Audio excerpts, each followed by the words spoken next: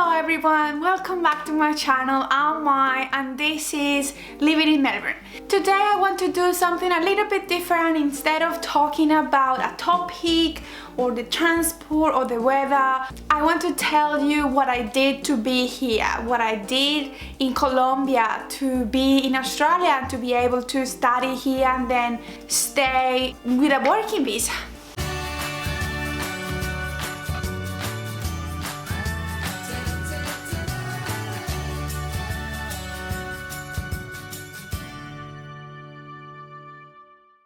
Coming to Australia had been a dream for many years before actually happened. So I remember that when I finished uni, I went to this institute, Aussie International, and I asked how much will that cost, how much was the cost of the courses, how much was the cost of the visa, because I really want to come to Australia to study my master. I remember that after that introduction, I was really sad because the prices were nowhere near what I have in mind. Coming to Australia is a big investment, and back then I didn't have any job history, so I couldn't apply for loans. My family, well, we are not like rich, so we couldn't afford to, like, we didn't have on our pockets 30 million pesos. So that dream was put aside and I started working in a marketing research agency. After 2 years there, something happened in my family and I finally got some money, and I just thought this is the time that this is the opportunity that I was waiting for to actually fulfill my dream to go to Australia. The first thing that you need to do is you need to find an agency, because doing things by yourself, even if you are a really pro with everything and you know your way over the internet and everything, agency knowledge is key. There are so many different agencies in Colombia, and the one that I used was Aussie International. They were really nice. They advised me on the score, on the visa, on the exams. They were really helpful, but still, that's not the only one. So if you want to look for another one, any of the other ones, just search online. There are millions, and if you know someone that has used one of them, just look the comments, look the reviews. Some of the agencies in Colombia, they say something, they sell you this idea of the perfect environment where you can find work very easily and so on, but that's not the truth. So be careful. Just use an agency that the reviews are right, or an agency that you know someone that has used it to come to Australia. After I found this agency, I was looking for a uni that had my course, which was Master of Marketing. When I found this agency, they were conducting a uni fair, so there were many representatives of different unis explaining the courses, explaining what they have for international students, and so on. I went and I happened to meet this lovely girl from Deakin University here in Melbourne, and she showed me the program. The program wasn't that expensive, so I was like hooked. Like, I was like, oh yeah, sure, this is the program that I want. One of the key things that you need to do before coming to Australia or before looking for unis is to decide where you want to live. If you want to live in Melbourne, if you want to live in Sydney, or if you want to live in all the other cities like Brisbane, Gold Coast, Adelaide. The most famous ones is Melbourne and Sydney, but also they are the most expensive ones.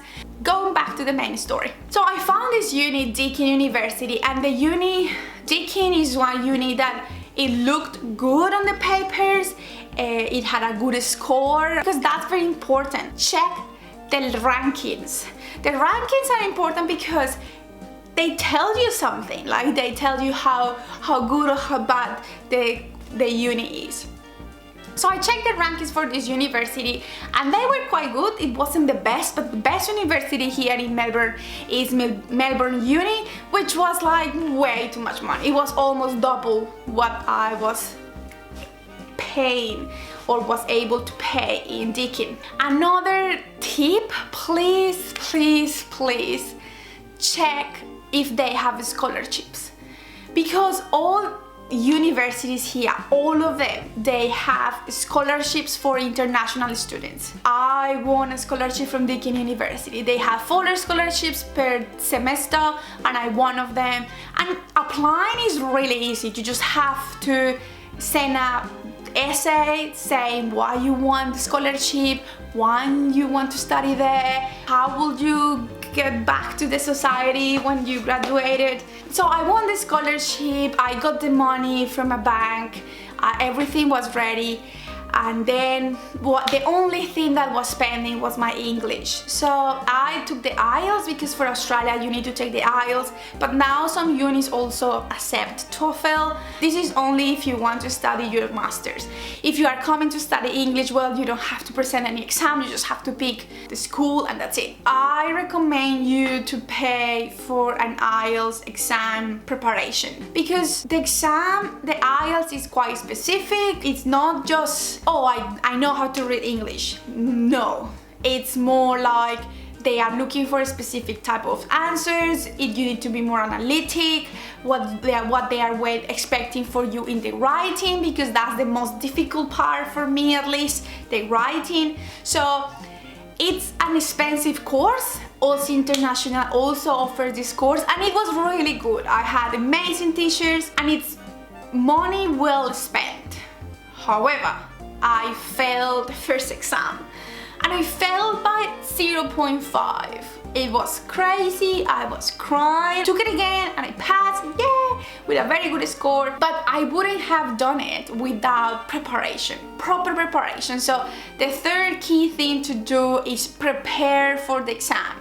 Not only with the course, if you can afford it, but download things. If you want, I can provide you a link with a heaps of books about IELTS, study hard, vocabulary. If you want to talk to me and practice English, we can do a Facebook Live or Facebook meeting, whatever. I'm willing to help you. If you need someone to talk in English, I can help you with that. After that, some of you have asked me where did I stay. The first thing that you need to know is that unis, most of the time, they have arrangements. If the uni doesn't have that service, go to Facebook groups, go to Colombianos in Melbourne or Comunidad de Colombianos in Melbourne if you are Colombian.